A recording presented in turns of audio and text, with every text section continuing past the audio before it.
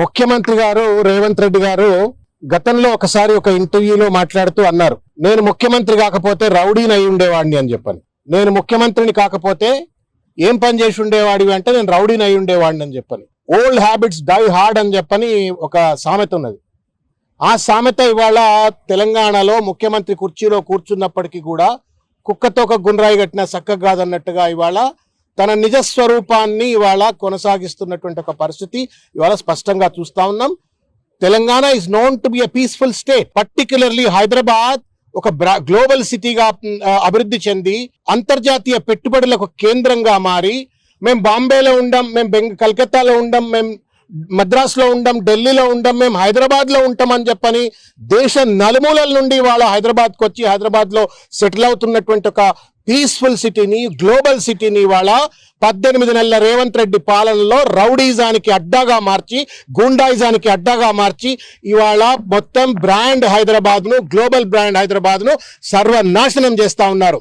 దానికి ప్రతీకగానే యథా రాజా తదా ప్రజ అన్నట్టుగా ఆయనే ఎట్లున్నాడు కాబట్టి మేమెందుకు తక్కువ ఉండాలన్నట్టుగా ఇవాళ మైనంపల్లి హనుమంతరావు గారు కావచ్చు, లేకపోతే ఆయన కొడుకు రోహిత్ రావు గారు కావచ్చు, వీళ్ళంతా కూడా మల్కాజ్గిరిలో మన జరిపినటువంటి ఒక దుర్మార్గమైనటువంటి ఒక రౌడీజానికి పరాకాష్ట, పచ్చి బూతులకు పరాకాష్ట, బెదిరింపులకు పరాకాష్ట ఎట్లా ఉందో చూసినాం. దీన్ని తీవ్రంగా మేము ఖండిస్తా ఉన్నాం. షంబీపూర్ రాజు గారు ఏమి చూస్తానికి బక్కపలసగా ఉండొచ్చు, చిన్నగా ఉండొచ్చు, కానీ గుండె ఇంత లావడదు ఆయనది. ఏమి లేనాడు 10 మంది కూడా తెలంగాణ ఉద్యమంలో గ్రేటర్ హైదరాబాద్ లో జెండా పట్టడానికి సిద్ధంగా లేని రోజు కేసీఆర్ గారు వెంట ఒక నికార్స్ అయినటువంటి ఒక సైనికుడు లెక్క నిలబడ్డటువంటి వాడు, కడుపు కట్టుకొని కాలు కట్టుకొని ఆయన ఉద్యమంలో పనిచేసి తెలంగాణ రాష్ట్ర సాధన కోసం సర్వం త్యాగం చేసి కొట్లాడినటువంటి ఒక ధైర్యశాలి షంబీపూర్ రాజు గారు.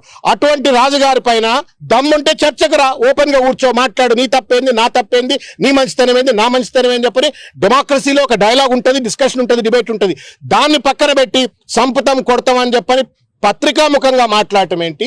దానికి తోడుగా మీ గుండాగాళ్లను, రౌడీగాళ్లను రాత్రిపూట తాపించి మళ్ళా ఫోన్లు చేయించడం ఏంటి అని చెప్పని ఇవాళ మేము సైబరాబాద్ కమిషనర్ గారి దృష్టికి తీసుకెళ్ళాం. ఒక ముఖ్యమైన విషయం నేను తెలంగాణ సమాజాన్ని కూడా కోరుతా ఉన్నాను. Gandhi Bhavan, one of the most proudest political officers in the country, in the Telangana. Gandhi Bhavan అంటే ఒక శాంతి, అహింస ప్రవచించినటువంటి ఒక గాంధీ పేరు మీద ఉన్న భవన్ లో కూర్చొని, ఆ వేదిక మీద కూర్చొని ఎవడు పడితే వాడు ఏది పడితే మాట్లాడుతున్నాడు. సంపుతామని ఓడంటాడు, కొడతామని ఓడంటాడు, పెట్రోల్ పోసి తగలబెడతామని ఓడంటాడు. అసలు ఎక్కడ పోతా ఉంది?